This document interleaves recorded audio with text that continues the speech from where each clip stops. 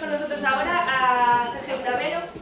Actualmente trabaja en el Instituto de Educación Secundaria de Cacheiras, en Galicia, y él es el responsable del proyecto de alfabetización audiovisual Atruxo Films, un proyecto que ha recibido varios premios, entre ellos el primer premio de alfabetización audiovisual otorgado por el Ministerio de Educación, Cultura y Deporte en el año 2014. Dicho proyecto lo que pretende es fomentar la creatividad de los alumnos a través de un aprendizaje basado en proyectos, donde trabajan colaborativamente haciendo uso de las herramientas TIC. Cuéntame. Bueno, pues buenas tardes a todos, gracias por estar aquí.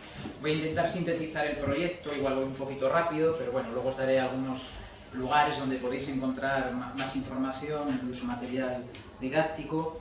Bueno, como comentaba, pues se trata de un proyecto de alfabetización cinematográfica. Yo siempre utilizo este tipo de palabras que dan un poco de miedo, incluso les pongo los títulos de las optativas así también, para que den un poco de miedo, pero que realmente estamos aprendiendo un lenguaje y que como tal pues requiere de una serie de códigos de aprendizaje, de sintaxis, de análisis, de procesos creativos, y que hay que tratarlo con seriedad y en profundidad, que no sea un mero juego con una cámara, sino que se está aprendiendo con un lenguaje y que como tal pues debe tratarse. Entonces, efectivamente se trabaja en grupos, se trabaja de manera cooperativa, colaborativa, y se utilizan las TIC. Suscribo todas las palabras de Ramón de esta mañana, absolutamente todas. Efectivamente son herramientas, es lo que yo les digo siempre, son herramientas que nos facilitan los procesos creativos y los necesitamos para llevar a cabo todo el trabajo. Yo hace muchos años, pues digamos que nos quedábamos en la preproducción por los medios tecnológicos de los que no disponíamos. Ahora lo hacemos todo, desde hace 10 años hacemos todo el proyecto y todo el proceso. Bien, entonces voy a, en primer lugar, explicaros un poco el contexto del porqué. Ya sabéis que hay muchos organismos internacionales que ya desde la década de los 70 están hablando de la necesidad absoluta de que estos lenguajes se introduzcan en las aulas desde infantil, siguiendo un proceso exactamente igual que con el resto de lenguas, y que necesitamos cada vez más, precisamente por las pantallas, las nuevas tecnologías que permiten no solo el acceso a los contenidos audiovisuales, sino que además nos permiten convertirnos en proveedores de esos mismos mensajes. Bueno, hay que tener conocimiento de esos códigos, porque tenemos un problema, y es que el audiovisual, el cine, tiene una analogía con la realidad, y llegamos a pensar que estamos entendiendo y comprendiendo esos mensajes, y no es así. Como todo lenguaje tiene unos códigos, y las personas que crean esos mensajes tienen una intención, quieren trasladarnos un mensaje de manera inconsciente, y nosotros tenemos que ser capaces de desentrañar esos mensajes, saber qué herramientas sintácticas utilizan, qué herramientas psicológicas, sociológicas, formales utilizan para introducirnos un tipo de mensaje. Por ejemplo, en la publicidad pues es bien claro que hay un mensaje pues con una intención muy clara.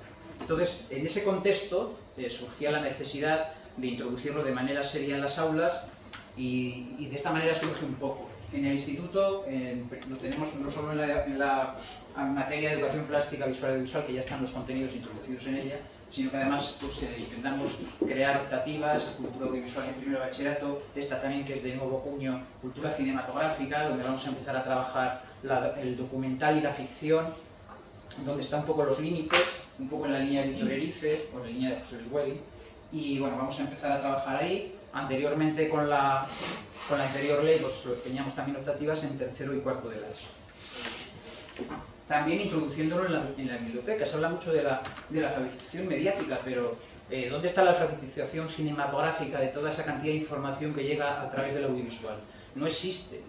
Entonces están los chavales, los adolescentes están totalmente desnudos ante ese tipo de información, ¿no? Entonces lo estamos introduciendo a través de un plan de alfabetización mediática, donde se está introduciendo el lenguaje, donde estoy realizando formación de profesorado dentro del propio centro a través de grupos de trabajo, donde desarrollo, yo cuando doy cursos de formación al profesorado, lo que hago es desarrollar los mismos contenidos y la misma metodología que luego tienen que aplicar con el alumnado. De tal manera que cuando hacen un curso de 20 horas acaban todos con un producto audiovisual completo, como el que os voy a poner ahora. Este es del grupo de trabajo en el centro. Como era dentro de la biblioteca, pues un spot de animación a la lectura. 3 profesores creaban exactamente los mismos procesos creativos que van a desarrollar los alumnos, para que también lo puedan desarrollar luego en las aulas. Vale, os dejo con él. Bien, vamos profundizando el tema. ¿Tiene algo otro que tocar? Un momento, no hemos esquecido la lectura.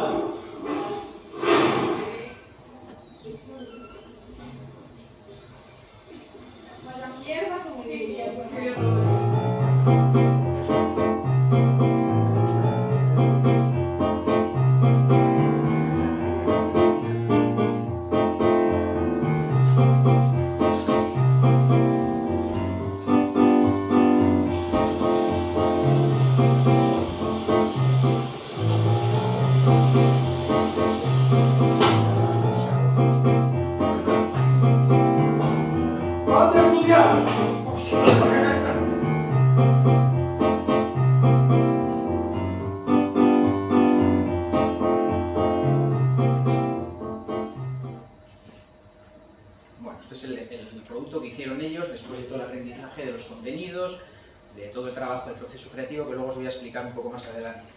Y en el caso de los alumnos, por ejemplo en cuarto de la ESO, pues en un breve espacio de tiempo, en mes y medio, 2 meses, pues evidentemente lo que tienes que es, aparte de toda la explicación y toda la metodología, pues hay que adaptar un poco al tiempo que vas a disponer, a los medios de los que disponen, pero hay que lanzarse un poco a hacer estas cosas. En este caso, pues yo les planteaba, ¿qué es leer para ti? Y entonces, pues elaboraron en grupos de 2 personas, pues os he traído aquí 3 ejemplos de todos los que hicieron.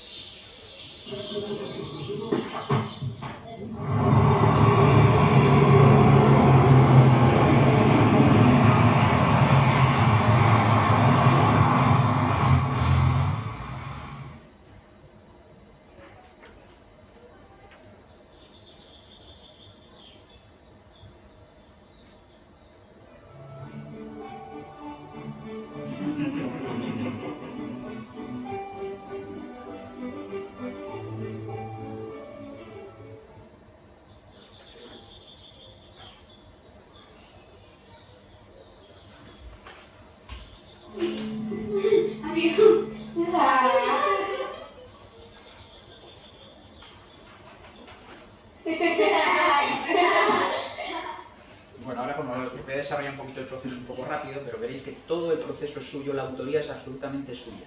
Esto es muy importante. ¿No? ¿Hasta qué punto el profesor debe intervenir o no? Pues le pongo el siguiente ejemplo cuando me preguntan. El profesor de historia, si les manda a hacer un trabajo, no se pone a hacerlo con ellos, sino que lo hacen ellos.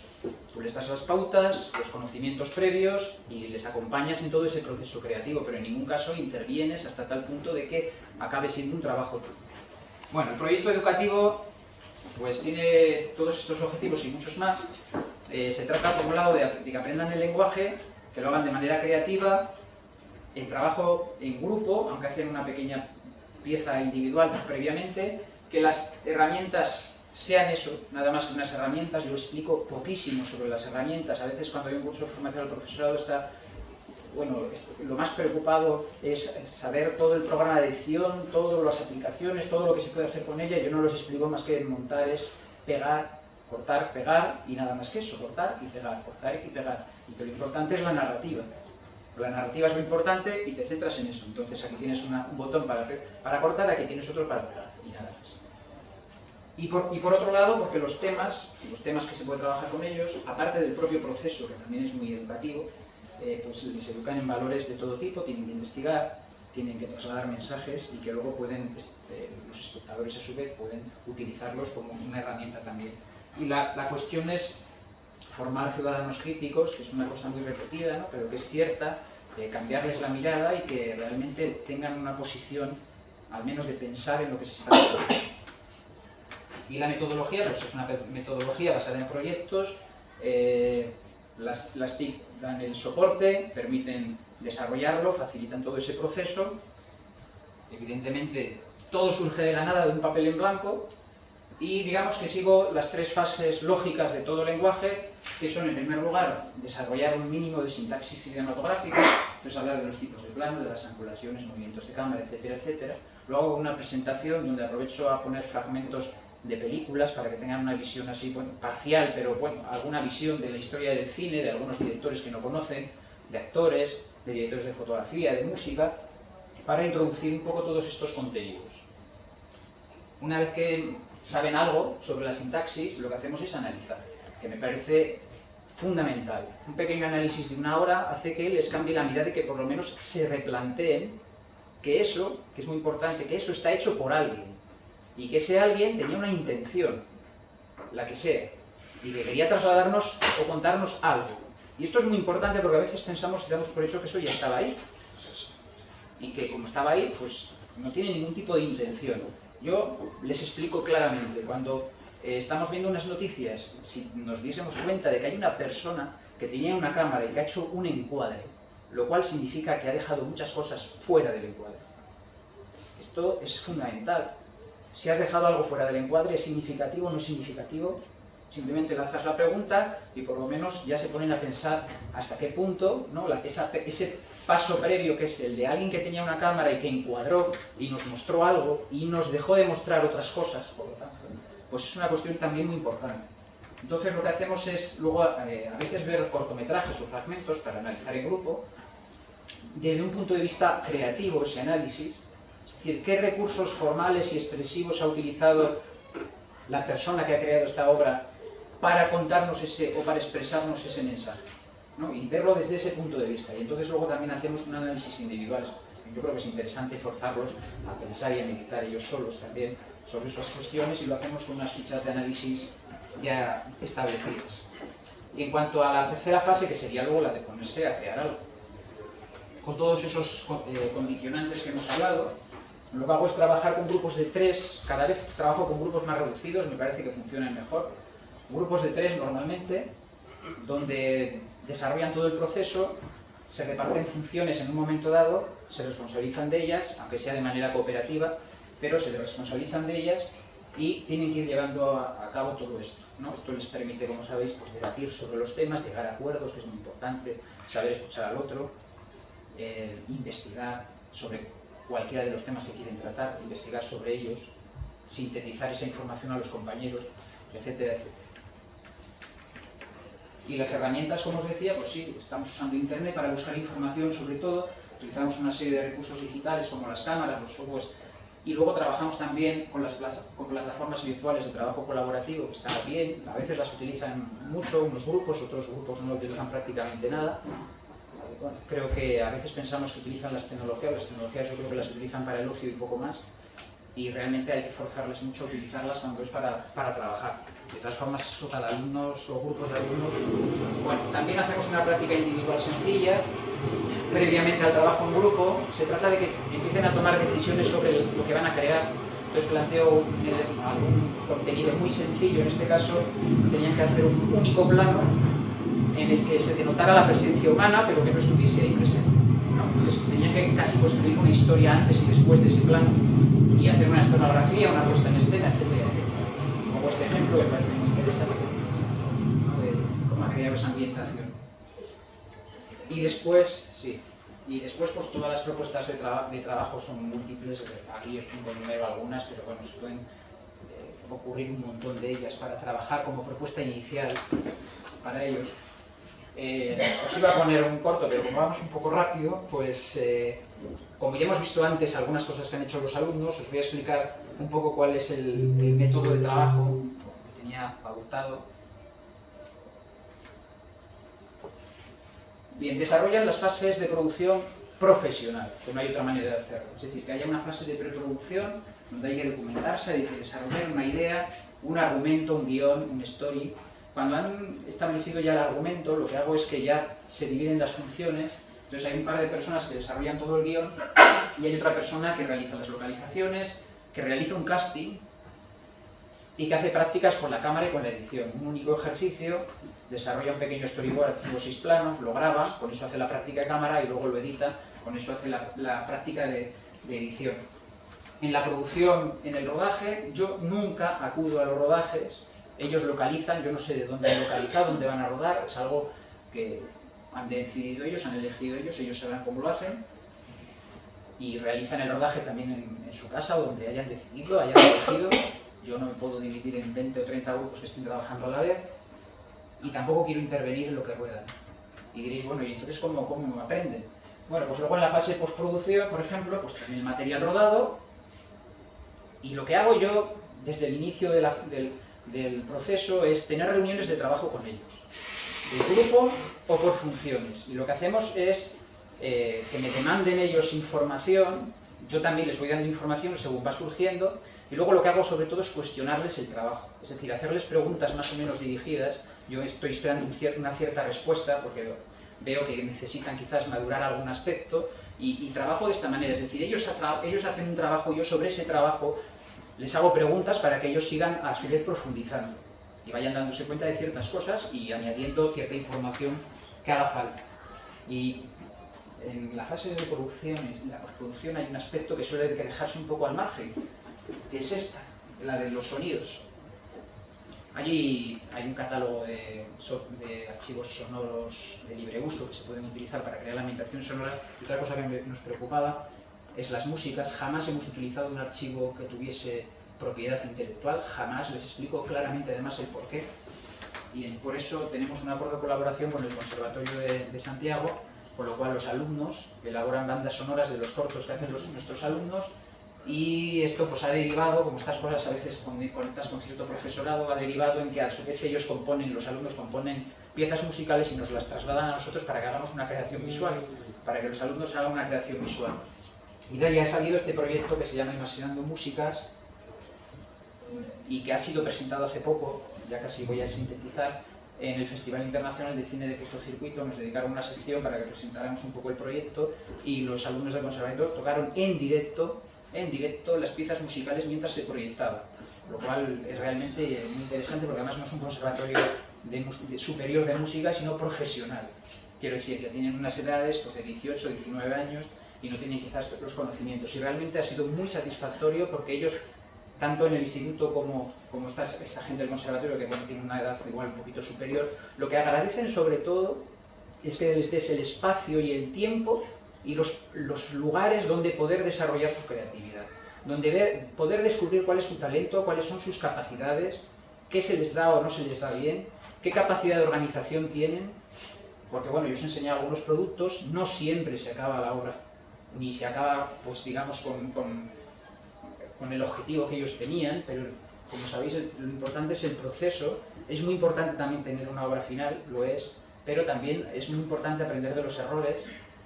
Nosotros evaluamos después, ellos evalúan, mejor dicho, qué es lo que ha pasado, y son muy inteligentes, saben perfectamente lo que ha pasado, qué es lo que no ha funcionado, y son capaces de sintetizar eso que deberían haber hecho. El resto de compañeros también les ayudan a ver un poco cuáles han sido esos errores, ¿no? A la hora de planificar el tiempo, por ejemplo. Y bueno, tenéis una serie de blogs, especialmente donde tenéis algunas unidades didácticas para trabajar el cortometraje en el aula de manera muy sintética, otras un poco más amplias, que es el material con el que yo trabajo con los profesores. Y bueno, tenéis una serie de materiales que igual os interesan. Desde ese otro blog se puede enlazar a este otro, que es un blog de aula de un cortometraje. Entonces los alumnos iban digamos, haciendo entradas de todo el proceso creativo que fueron siguiendo. Cuando hacían las localizaciones, subían fotos de las localizaciones y así sucesivamente. Es un cortometraje que se llama Persoas. Ya os digo que no da tiempo a todo, pero bueno, es un cortometraje muy especial porque los personajes los interpretaron actores profesionales del grupo de teatro Chévere, que recibió ese mismo año el Premio Nacional de Teatro. Quiero decir, fijaros qué nivel de grupo teatral que tiene su sede en el propio concello, y entonces bueno, se prestaron a hacer los personajes. Fue la primera colaboración con el conservatorio. La banda sonora está compuesta por una ex alumna del instituto y que era alumna del conservatorio, y bueno, es interesante todo el proceso. Hay un canal de YouTube, y bueno, lo que os decía, estas son fotos del acto en el Festival de Cine, donde pudieron presentar sus obras, pudieron dialogar con los espectadores, y bueno, y de esa manera completar un poco el círculo, ¿no? Que acaba con la exhibición y con enfrentarse un poco a todo esto. Yo sé que son muchas cosas, yo pues tengo ahí, voy a pasar un poco las conclusiones. Si alguien quiere más información, pues me puede escribir a la dirección de correo, o en el propio blog, como os he dicho, pues hay cierto material. por concluir, a veces me preguntan mucho desde primaria también si esto es posible trasladarlo, y siempre digo lo mismo, los maestros y las maestras conocen mucho mejor a esas edades que yo, saben mucho mejor hasta dónde pueden llegar, pero creo que es muy importante perder el miedo y dejarles plantear y diseñar la estructura de trabajo, y luego ir aprendiendo de los errores propios, que yo también voy aprendiendo y voy cambiando, pero se trata de ver hasta dónde llegan, porque a veces nos van a sorprender. Cuando están muy motivados, son capaces de organizarse, son capaces de organizarse entre ellos, y son capaces además de impresionarnos con que hasta qué punto, a mí me lo han contado, pues cuando van a rodar, por ejemplo, pues niños de 10 años, pues son los que mandan callar a los compañeros y a la propia maestro porque van a rodar y hay que estar en silencio. O sea que bueno, es una cuestión de atreverse, hay muchas herramientas tecnológicas ahora que lo facilitan. Y bueno, si tenéis alguna pregunta, casi pasamos ahí. Lo primero, felicitarte, Sergio, porque yo creo que el proyecto, sobre todo, te has centrado en el sentido. Yo creo que es un proyecto que tiene mucho sentido, pero yo me gustaría que me dijeras, porque yo los vídeos les veo fantásticos y tú no has entrado mucho en el tema de herramientas, has dicho que los chicos lo graban por su cuenta, pero no sé, el resultado me parece, no sé, me parece espectacular para no sé qué medios Hombre, te puedo enseñar otros muchísimo más espectaculares, y lo hacen ellos, Lo que pasa es que, claro, tienes que saber qué enseñarles, ¿no? Esto por un lado. Y luego las herramientas tecnológicas, por ejemplo, estos de la lectura que han hecho los chavales, los hicieron además con sus dispositivos móviles. En otras ocasiones, en trabajos más a largo plazo, tenemos alguna cámara, pero cámaras compactas. Yo sé que hay mucha gente que trabaja con estos materiales. Bueno, mi formación es de Bellas Artes, de audiovisuales, y trabajo en cine, entonces sé de lo que estoy explicando y cómo lo tengo que explicar. Pero me refiero a que hay centros que si el chroma key no lo necesito para nada, me interesa lo más mínimo, o tienen muchos medios para sonido, pértigas, micrófonos. Yo no tengo nada de eso, ni iluminación artificial ni nada. Nosotros tenemos lo que graba la cámara, pues hay que explicarles. Para que se oiga un diálogo no puedes hacer un plano general. Haz un plano cercano si va a haber un diálogo, que no es necesario ni imprescindible. Porque el cine es otra cosa. Son imágenes y sonido. Estamos muy acostumbrados a un cine donde la palabra está muy presente, pero no es necesario. Y entonces muchas veces salen productos en los que no hay palabras. Quiero decir que luego tienes que buscar tú la manera de que con tus recursos, con los tuyos, pues puedas hacerlo. Yo tengo un aula, ahora habéis visto, igual habéis fijado en alguna foto, un aula con unos cuantos ordenadores. Esto es novedoso del año pasado. Tenía un ordenador en clase. Y gracias al proyecto y que en la Asunta lo conocieron y casualidades, se dio una constelación, una alineación de planetas y resulta que pues, dijeron, pues si necesitas material, haznos una petición que veremos lo que podemos hacer, y nos mandaron 10 ordenadores, pero eso es una cosa inaudita. Pero bueno, tienes que trabajar con lo que tienes. Ahora hay aplicaciones de móvil o de tablet que te hacen un montaje sencillo, ¿no? A veces que se enfrenten a un planteamiento muy simple, de un plano, de 2 planos, de 3 planos nada más, es suficiente porque van a tener los conocimientos previos sobre ese lenguaje, y además van a pasar por la experiencia de crear y les abre mucho los ojos, que es de lo que se trata, ¿no? Y a mí sí que me ha interesado mucho esto que dices tú, de que tiene un fundamento el proyecto. No es jugar con medios ni jugar con, sino que tiene un fundamento. Y luego se van buscando las herramientas que necesitas, en función de las posibilidades, de los alumnos que tienes en cada caso. Yo este año tengo un grupo de cultura audiovisual que son 30. Trabajar con 30, pues tengo 10 grupos de trabajo de 3.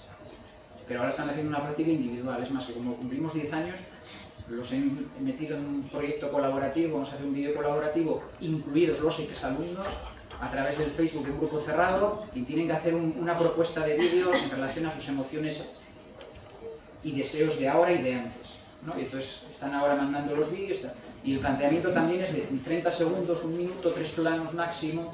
Es decir, planteamientos sencillos que puedas, digamos, que puedas controlar, pero que a ellos les sirvan para expresar algo, lo que sea, con más afecto, con menos afecto.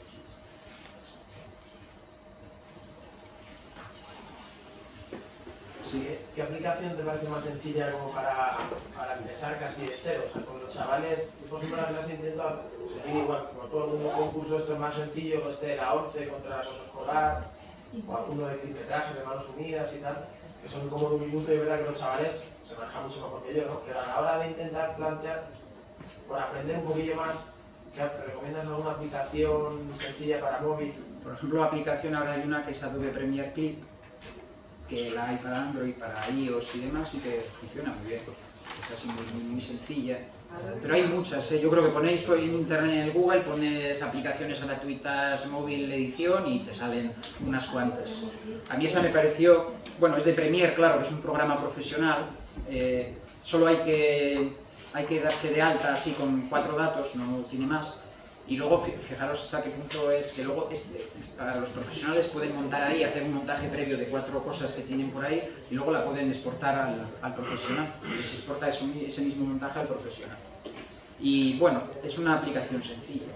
Hay para todo, para PC también hay muchas, está Videopad, por ejemplo, aunque te pide un código, pues lo vuelves a descargar, cuando se te pase la licencia lo vuelves a descargar y ya está. Es decir, que hay muchas... Fin de la ponencia. Muchas gracias. Bueno, pues muchas gracias.